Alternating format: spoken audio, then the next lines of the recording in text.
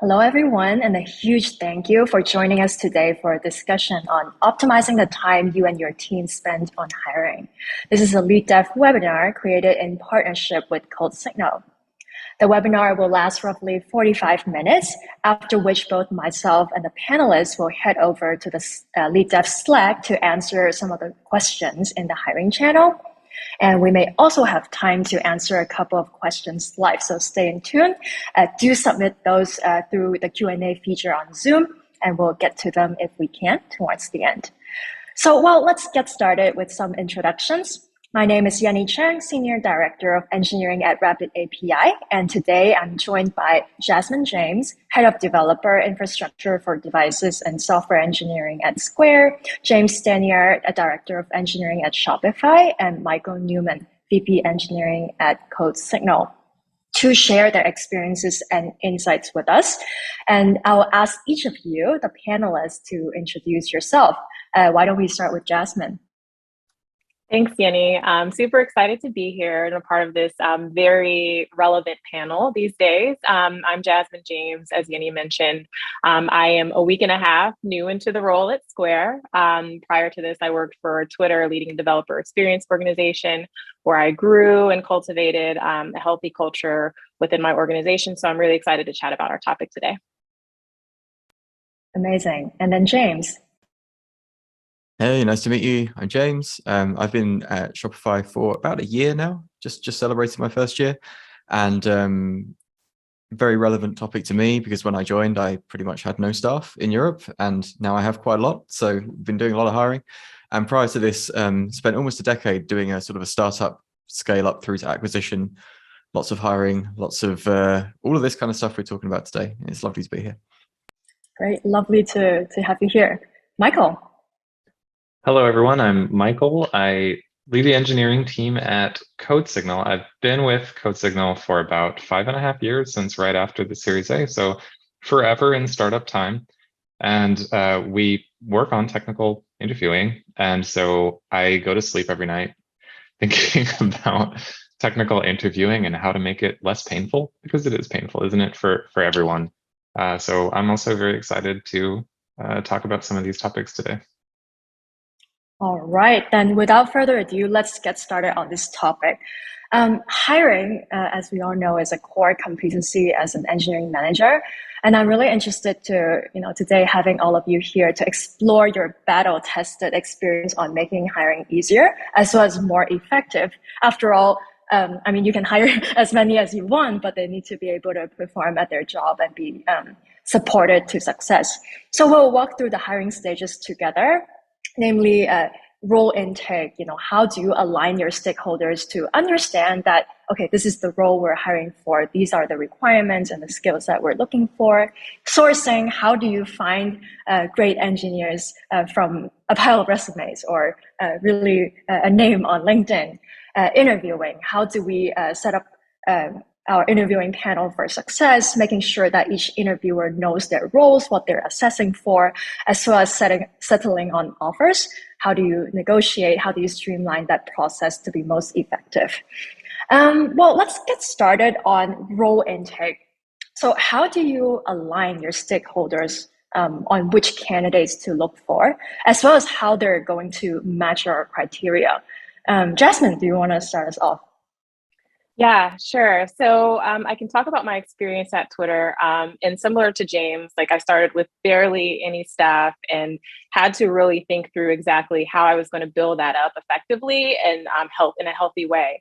It was extremely complicated because all of the roles were functionally different. I had a documentation team with tech writers, a development environment team with SWEs, and then a partner engineering team, which was IT support type roles. So none of the roles fit from an intake perspective, across each three. So I really had to dive deep with the stakeholders and partners that the team would be working with to get their inputs on the intake and see what they found valuable in the person that they would be interacting with and how it would work as a team.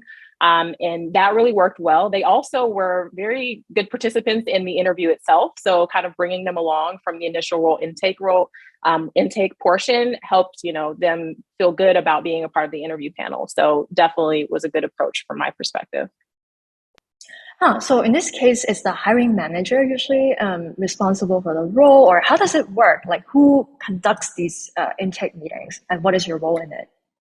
Yeah. So as the hiring manager, I was responsible for defining the guide, the rubric, and pulling in all those individuals that would be a part of the interview process. And I owned it from start to finish. And when I hired managers, I handed off, what I'd done, and definitely leaned on them to improve it because it was not perfect. So yeah, the hiring manager owned it from end to end. Okay. Maybe James, I know that at Shopify, maybe you have a different experience on, generic hiring versus what Jasmine was mentioning on specific hiring. So what was your experience in this area? Yeah, sure. Shopify's been interesting because Shopify has a very, very opinionated technology stack. So we're a really big Rails shop, lots of Ruby, front end is React, MySQL on the database layer, and we don't deviate unless there's very special cases. And in one sense, you could think, okay, that means that your job descriptions are very specific. But actually, Shopify kind of flips that, and they go, you know what? We don't even expect you to have any experience in those languages when you join. So the job postings and the interview process is such that a back-end engineer or a front-end engineer goes through a fairly generic pipeline where they're allowed to choose the language that they want. And then we do sort of a double-ended matchmaking. So as we learn more about the candidate, then we also begin to matchmake with what teams we think that they'll be a good fit for, and then we sort of tie things up at the end. Oh, interesting. So in this case, would you say it's like assessing on potential as well? Because you are giving it a leap of faith, right? Like they have to learn a lot on the job. Yeah, I mean, I think at Shopify, we create the space and we have the materials for people to come in, say, with no Ruby background, and to make sure that we give them the time during the onboarding process to do any kind of crash courses or teaching yourself kind of activities in the first month or so. But we have a very clear ramp up expectation that, over the first 6 months to a year, like you are already learning. And we make sure that we give people proper mentorship and we give people the opportunity to pair a lot. That's part of our culture. We can go into that a bit later if you want, but fundamentally, we don't have that expectation that people are going to fly as soon as they hit the ground. We know that things are new. And in order to be opinionated, which is what we want, then one of the things that we have to think about is, mentorship, learning, and making sure people have a really good experience when they join. Right. I guess like the size of the organization also matters, right? Because in this case, you mentioned a lot of support network in terms of onboarding, ramping up. And in a smaller organization, then probably it will be more challenging. Michael, what is your experience in this? Well, that's good timing. I'm sure that I'm working at the smallest organization here.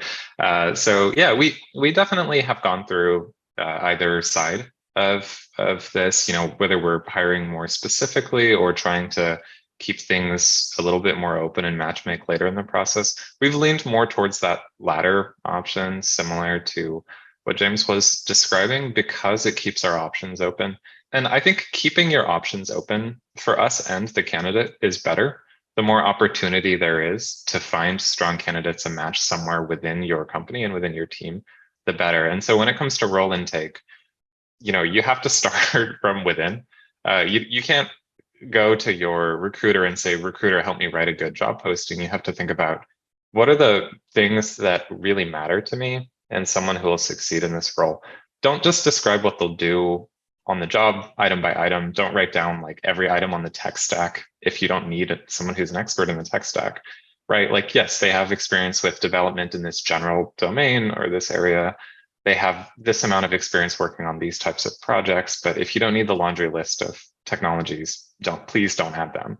And that can also vary, depending on whether you're going inbound or outbound. Maybe this is going into sourcing a little bit, but sometimes it's helpful to define different criteria levels too. So as you're talking about, what do I want for this role? What am I willing to accept for someone who's applying is often different than what would I search for if I'm going outbound.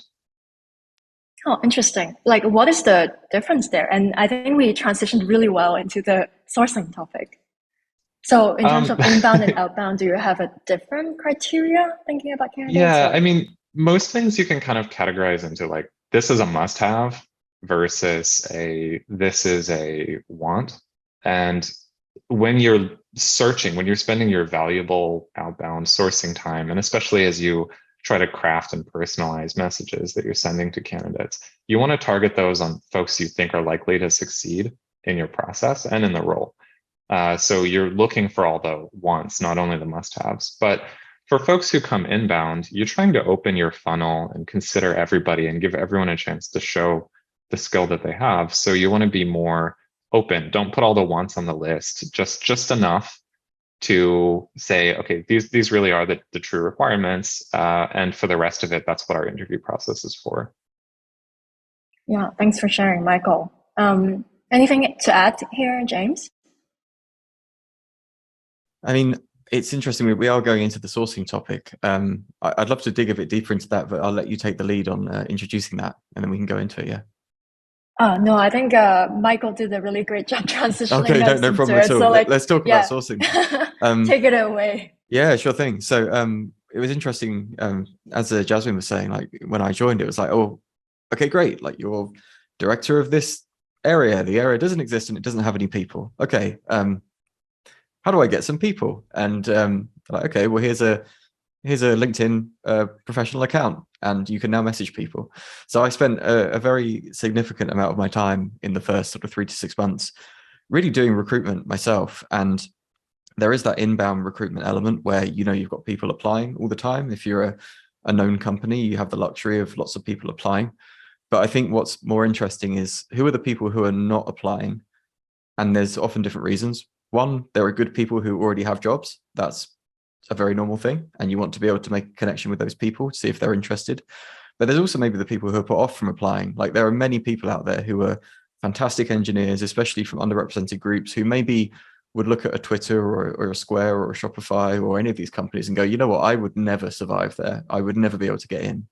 And I think a function of sourcing for me was spending many hours a week going through LinkedIn, finding people who are not me, who have backgrounds that are not mine, and going, you know what, they've done an amazing bootcamp course.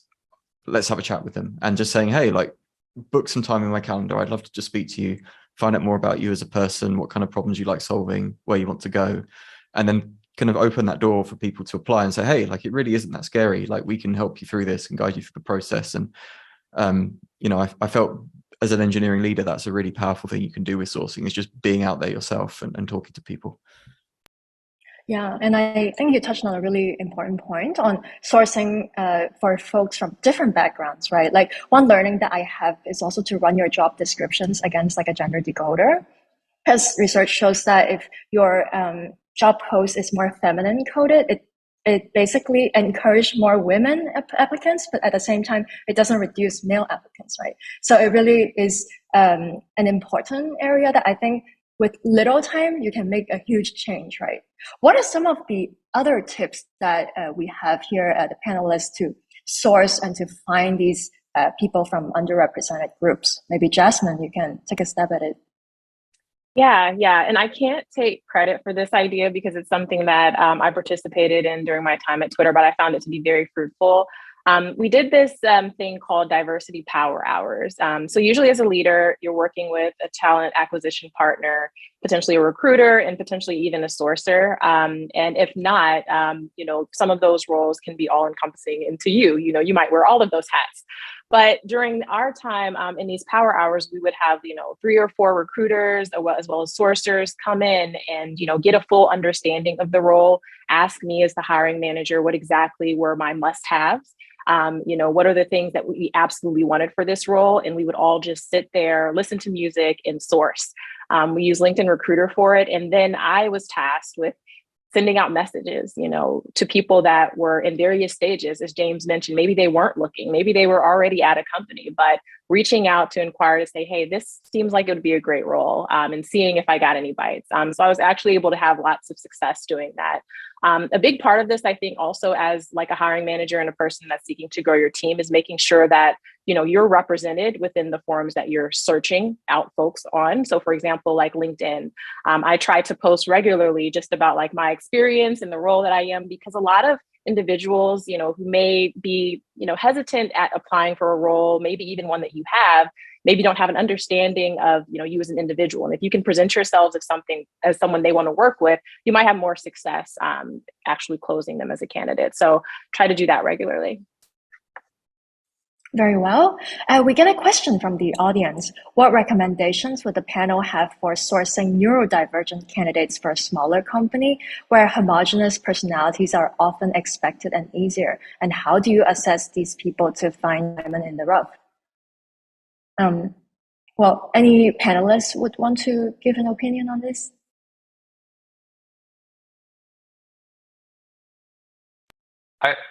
I will try. This is always a tough topic. When it comes to, hey, you're on a small team, you want to make sure that you're not letting human bias creep in.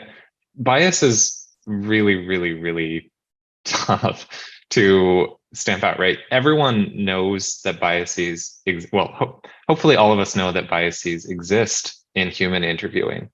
But even when you know that they exist, you can't remove them from your brain. It is just the insidious thing about how human brains work. It is really important to monitor your feedback. Self-assess the words that you're using. Are you talking about culture fit as the reason why you don't think a candidate is strong? Are you talking about team fit? Be more specific. Like what does culture fit mean? What does team fit mean? Probe what you're really saying and what you really mean by that. Make sure that your rubric is based on the skills demonstrated as much as possible. And especially biases are hard to identify as an individual, but as a team, your team can support you in seeing what you cannot.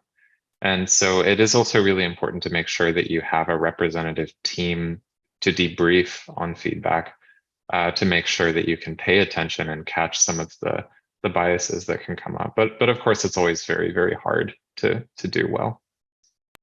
It's an interesting point you brought up, Michael, on like a debriefing call. How does one usually structure that types of calls? Yeah, so for debriefing, I don't know if this is the best way to structure it, but I can just describe how we normally do. We read all the scorecards after the interviews have been completed. We sort of ask each person to give a quick summary of their impressions and feedback and the score from their scorecard, and we all kind of talk about it. I think the things that we always want to pay attention to are if there's a dissenting voice, if there's a yes or a no vote, why? Are there patterns that came out? And make sure that it's not a democratic thing.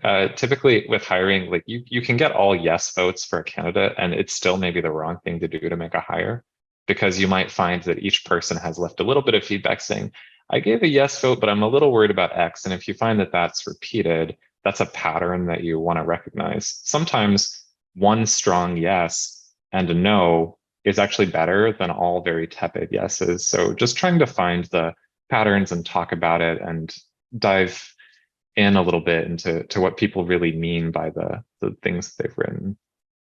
Yeah, I really like your point here. Like all yeses doesn't mean a yes, right? And it's really looking for patterns that people have spotted out. If multiple people have spotted out the same thing and it's a red flag, then it's still probably a no. So thank you for that. And again, Michael, you helped us with the transition towards the next area that we're going to talk about, which is interviewing. Maybe we take a step back because I'm genuinely curious to see how the panelists in your experience have structured interview panels, because I think in this industry, it's a topic that is very widely discussed, whiteboard or take home, or, how do you structure your interview panels and what are the pros and cons? Maybe Jasmine, you can get us started. Sure. So our process is pretty standard at Twitter, and I sort of tweaked it a little bit to get better signal. So I do think whatever your process is important to evaluate it regularly to see if it's working, especially for the level and types of individuals you're looking to have on your team. Our structure is starting with the hiring manager phone screen, where it's really my role to provide more information to the candidate about the role and to assess, talk about their background and how it might be a fit for the team. Then depending on the functional area, it could go from a coding live interview. The team that I hired for during my time in this interview panel was for local development environment. So it was very different than a software engineering role. So we had a problem that was very specific that they would have on the job, like real world example versus something just very high level. Then it progressed to our full virtual on-site where there was a system architecture, a couple more generic coding rounds that were specific to the coding languages that we have internally. And then we have what was called top grading, which is essentially going back to through the candidate's background, talking through their experiences, understanding like how they progressed in their careers, challenges, growth opportunities. After that, we have one of those panel like calls where we debrief, talk through the feedback, thumbs up, thumbs down, no middle ground, and the hiring manager makes a decision from there. So pretty standard process for us. Cool. Maybe James, you can also share with us your template. Yeah, sure. I mean, it's kind of Shopify's template. I can't take credit for coming up with it, but it kind of works a little bit like a funnel. So kind of the more stages you're part of, the more sort of effort and time we're putting in. There's sort of a top of funnel thing, which is two short interviews. One of them is a code screen, which is done live. It's structured a little bit more like a pair programming exercise rather than a interviewer sits there in silence while the other person, codes and sweats. It's more of a collaborative thing. So there's the code screen. There's also something that we call the life story interview, which is run by one of the talent team, which is really just someone having the opportunity to talk about their career path, where they want to go, things that they've done that are interesting. And we're using that on our side to pick out various traits that we think could make them a really good fit here. And then if you go through those stages, it forks a little bit if you're in data science or data engineering or front end, back end, but the general template is very similar to what Jasmine said. So there's a systems design interview, which is kind of like a virtual whiteboard. There is a really interesting interview actually, where we ask candidates to bring to us a story of something that they've built before that they're really proud of, or something that just completely blew up and caught fire, because that's also really interesting as well. But basically to talk us through a project and then have our engineers ask them questions about it. And then, depending on whether they're a manager or not a manager, there may be some more pair programming, there may be like a management skills interview. But yeah, it's kind of a funnel where we spend more time as they go down. And also by the end of it, we should have a good idea of like what their strengths are in terms of their experience and their mindset and what sorts of things they'd like to work on. And we can matchmake them at the end. Okay. From what I've heard so far, it's a really collaborative experience for the candidate, right? I hear pair programming, there's system design. So it's less like the traditional, just you go right on the whiteboard and the interviewer just sit there and kind of cross your hands and just watch a performance kind of interview, right? How do you assess a candidate's ability to collaborate with a team in a technical interview? Maybe Michael, you can chime in. To collaborate with a team, that's hard. I think there are a lot of things that go into collaborating with a team that are difficult to see in the limited scope of a single interview. I mean, it's things like communication. You can have a perfectly, engaging and friendly demeanor, but just never communicate your status. And that's something that you wouldn't have a very easy time detecting in an interview, right? So it's impossible to get this with 100% fidelity, but I think I like what James has been describing. Actually, I think we try to do something very similar where we want to make it feel more collaborative throughout especially the human conducted interviews through the on-site, right? We want to make sure that it feels like you're working together a little bit. And so we try to structure our questions in a way where they're a little bit progressive and realistic when we can. For example, one of the interview sessions that we have, we want you to build an interface to solve this problem. It's up to you what exactly the interface is, but we'll start with this simple scope of the problem. Once you've done that, we actually have this new use case. How can we extend the interface to add to this use case? And that's going to feel a little bit more natural. It's not exactly paired programming. You're still asking the question and not contributing as much as the candidate is, but it will feel a little bit more collaborative and constructive and realistic, which is helpful for making the candidate feel comfortable. and showing more of what it would be like to really work with them. Similarly, we do a refactoring interview where we talk about, okay, one of the things that we care about is how would you work with existing code? A lot of interviews are conducted in a really greenfield way, right? New code to do a new thing. But in reality, a lot of times you have to read and understand and change old code. And so we talk about, okay, like take this really ugly program and we want to extend it. We want to add some functionality to it. How are you going to do that? And you can kind of see what it might be like to work with this developer on some existing part of your application as well. Okay, I think we got some pretty good ideas so far, like life stories, system design, pair programming, and candidate bringing their problems, refactoring. So I think these are some really good ideas.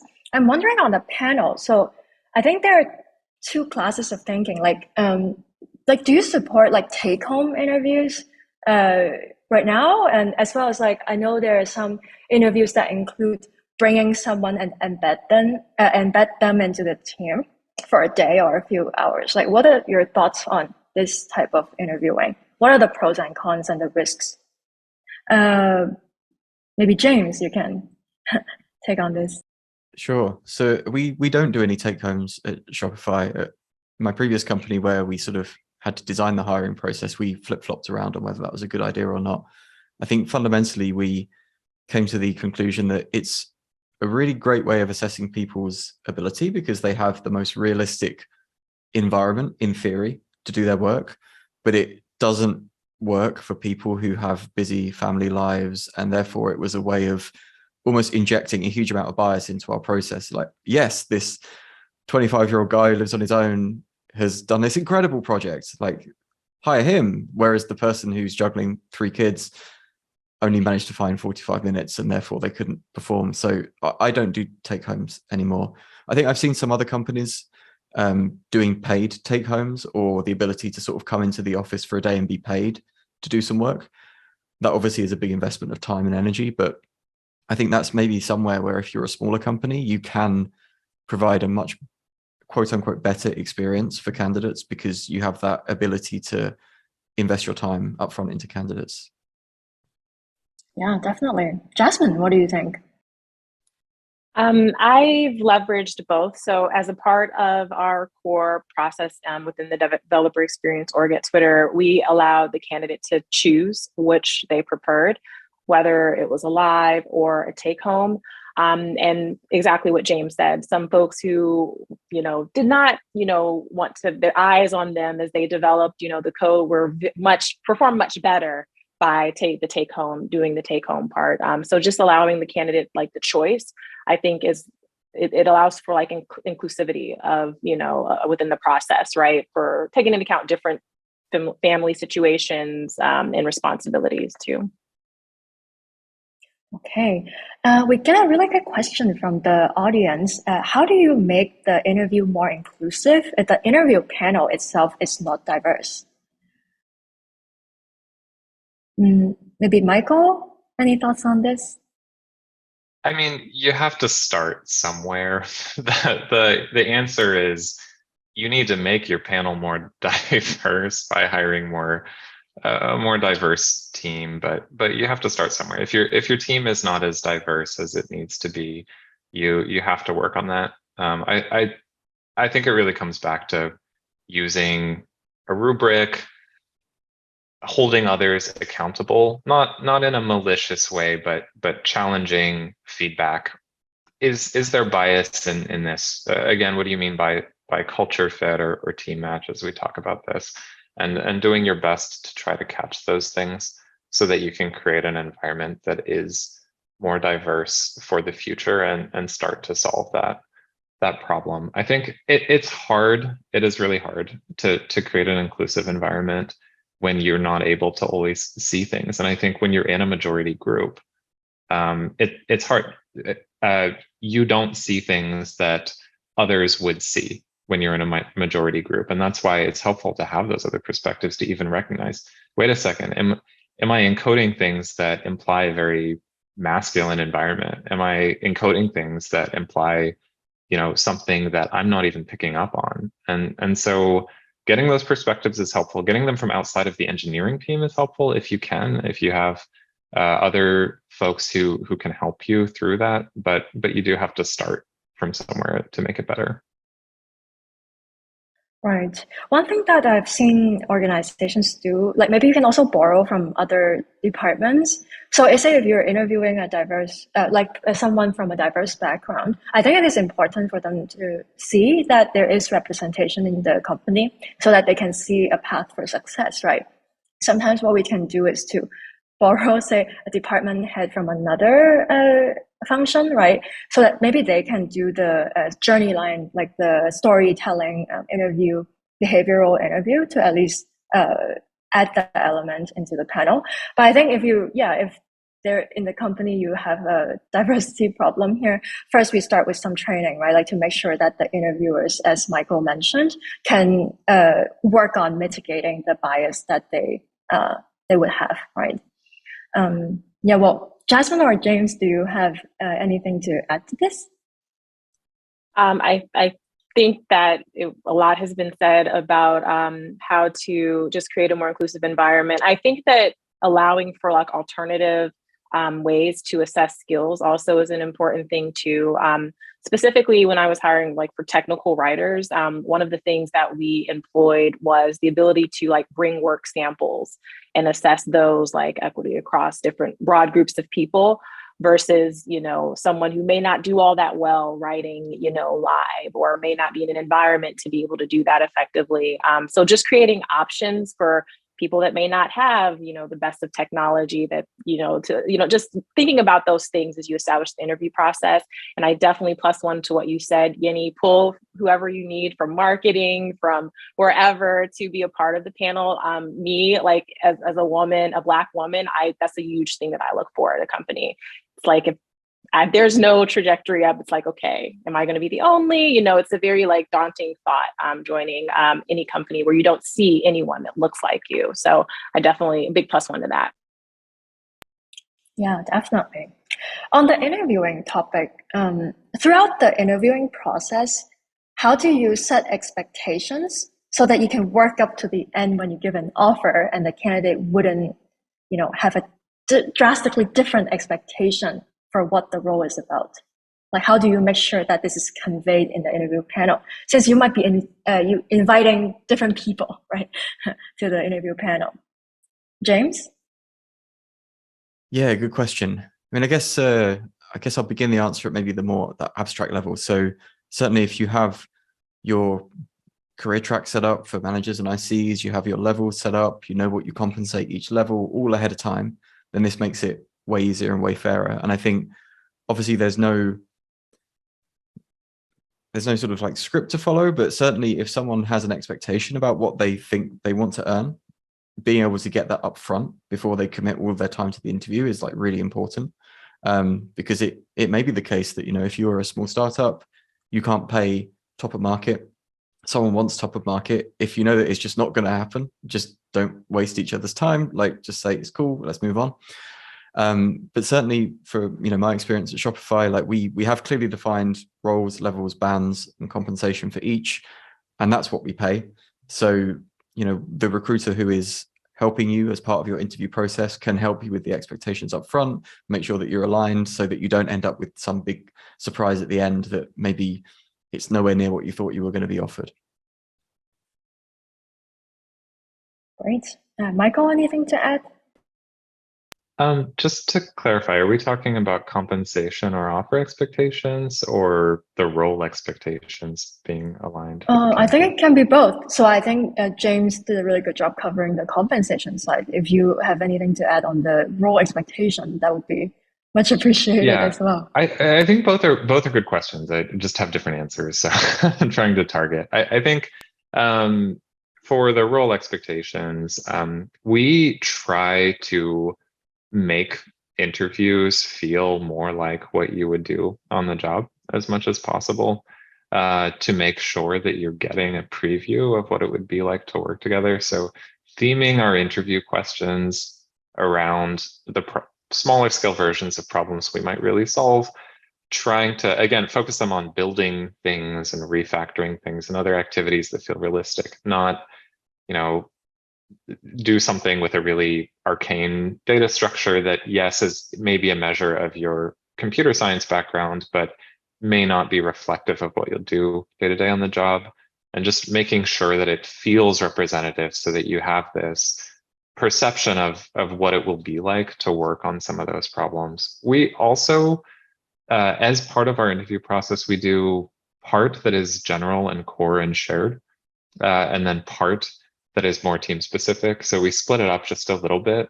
And once somebody gets through the shared part, we then may do a specialized interview with the hiring manager of the team we're thinking that they may be the best match for at the end of the process. And that's also a good time for them to ask all of the burning questions they may have about, hey, look, what does your team do anyway? What are the projects that you're working on? What am I going to be working on? Who am I going to be working with? Which is important for them to know, to get excited about the role. Yeah, well, thank you for the great tips. I'm taking notes as we go because we might be looking into, revamping some of the hiring practices too in my team. So, well, thanks for the tips. I think we got a lot through this panel. Well, moving on to the last session, which is settling offers. So in your experience, who usually decides on the offer? How do you decide? And at this point, how do you pitch candidates at this stage to increase their likelihood of joining? I'm very curious because we have spent so much time. We talked about, intake, sourcing, interviewing, settling offers. That's really the last step, right? Like, how do you nail that in the end? James? Sure. I mean, I think I mentioned a little bit of it a couple of minutes ago. So, we have standardized pay per job role and level and geography and so on. So it's pretty fixed. If we think that you're coming in as a senior engineer, like there is a amount that you get paid for that. I think like settling the offers important, but I think what I would sort of say to hiring managers is that it's a slippery slope, like, because any offer that begins to go out of what you have agreed upon in your bands, you're doing a disservice to the people that already work for you, because you're allowing that kind of dynamic of bartering and negotiation. And also there is bias there. There is, men are just, they do that more often than women do. And, you can really introduce bias there. So we at least we're pretty solid with the offers. And what at least my perspective is that I want someone to come and work for me because they really want to do the work that we do. And they want to come and help our cause and help our merchants and build the future of commerce. It's like super fun. And if someone wants to really haggle at the end over money, then maybe they're not the best fit. If you want to optimize for earning the most money, people who go through interview processes are smart. They can go and work for a bank or something if they want to. That's cool. But fundamentally, what's on the table is what we pay based on what we think is top of market, based on what is fair to everyone who already works here. And I want people to join for the mission rather than primarily the money. Great, James. Anything to add, Jasmine? Just very similar sentiments to James. We have defined bands per level. So as long as we're aligned on the appropriate level for the individual, we don't have too much wiggle room. And we try to make sure that an individual wants to be like a part of the team, especially because most of the groups that I've hired for are internal like groups where we don't have, external customers. We don't serve consumers. We serve internal developers. So it's important that they're aligned on that mission and, they want to do that type of work. And that usually, if they're not aligned and they just want to come for the money, as James said, it's kind of like, okay, maybe this is the best fit. As far as negotiation and like selling candidates, it's a fairly streamlined process. As a hiring manager, once you get the thumbs up from the larger interview panel, I usually have a sell call with the candidate just to make sure that they have as much information as possible to make the best decision like for themselves, right? Understanding of where we are as a team, our 1 year, 2 year, 3 year strategy, things that I may not have had time to convey as we went through the larger full onsite. And then if needed, like I'll ask my boss or my boss's boss, depending on the candidate and how they perform, to have another call just to like make sure that that story is aligned for them and they understand the type of environment that they would come into. Those are the tactics that I use to try and get candidates to join when negotiating. Yeah, very well. So I guess James, Jasmine, you're quite aligned on, we probably wouldn't budge too much on the monetary amount we're giving out. Any other leverage hiring managers could have if it's not about the base compensation that you can adjust since the market is really competitive, right? So we do have to be creative. Maybe Michael, you have some I have an answer, but it's in a different direction. We actually would negotiate or budge, I think. Maybe this is one of the perks of being a smaller company. We can get away with this more. But I think that there is a good reason to negotiate with candidates, and that's that you don't want them to feel that joining your company is an opportunity cost. You may have folks who are in a situation where they are getting more than you're offering, or they have another offer that is more than what you're offering, and they would be losing money effectively by taking the offer that you're making. And some folks may take that because they really love your mission, but it will bother them. And some folks don't have the luxury of making that choice. If you are in a situation where you're from a fairly well-off family and you don't have a lot of debt, maybe you can afford to make that choice. If you're in a situation where you have some family or medical expenses and you're raising children on your own, maybe you can't afford not to optimize that. And so it's worth paying attention to. But that said, fairness is an issue, exactly as James said at the very beginning. You don't want to create a situation that's unfair to the rest of your team. So when you do that, you need to reevaluate and say, okay, we negotiated with this candidate because we know that their market rate is higher than what we offered. That means that the market rate for everyone doing the same role is higher than we're offering. That means we need to go back and readjust how we are thinking about compensation for the rest of the team. Is that expensive to do? Yes. Should you do it? Yes. So we will do it, but you have to do it in a way that is equitable and fair and considering your existing team members as well. Yeah, I think that's a huge plus to you, Michael. I also really agree with that. If we do have made exception, we do have to review our rates, right? Are we being competitive in the market? Mm-hmm. And we also don't want to create a discrepancy between people who are coming in and our current team, right? Because otherwise that would also be very unfair. If I were a member and I know that you're hiring people of my level and they're getting paid more than me, it really destroys the team morale. Very important point here. And one last question from the audience, and I think we're almost at time to wrap up. We're a small team that needs to considerably expand while also shipping, and interview panels take a huge toll in our ability to continue deliver projects.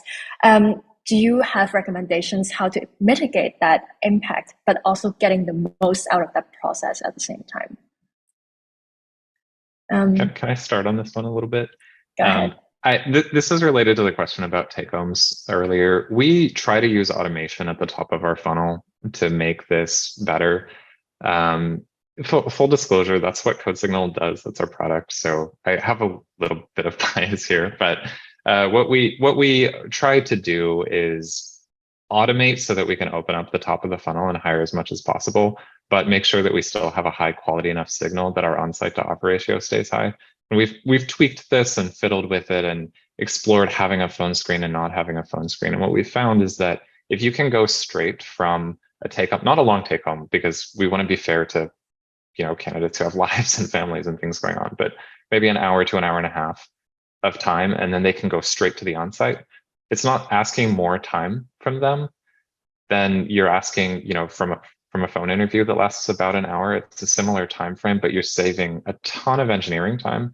And then your engineers get to spend time only doing on-site interviews where the candidates are better. And there is a morale thing there too. The better the candidates are that your engineers talk to, the more fun it is. So engineers tend to enjoy on-site interviews more than they enjoy phone interviews, and that makes a difference as well. Okay. Then I think we're almost time here. Thank you so much for all the valuable insights. I've been taking notes. Today, we walked through several stages of interviewing and how we can be more efficient and more effective at it. For role intake, we talked about generic hiring versus role specific. For sourcing, we talked about, since sourcing time is so precious, we only reach out to the best candidates that it really fits your criteria. We talked about diversity power hour, constantly posting on LinkedIn to attract candidates who can see, what you're doing in the role, as well as debriefing calls, how to conduct them, look for patterns, not just the yes and no's. We talked about interviewing, walked through several formats, life story, system design, pair programming, refactoring, interviewing as well. We talked about take-homes, the pros and cons.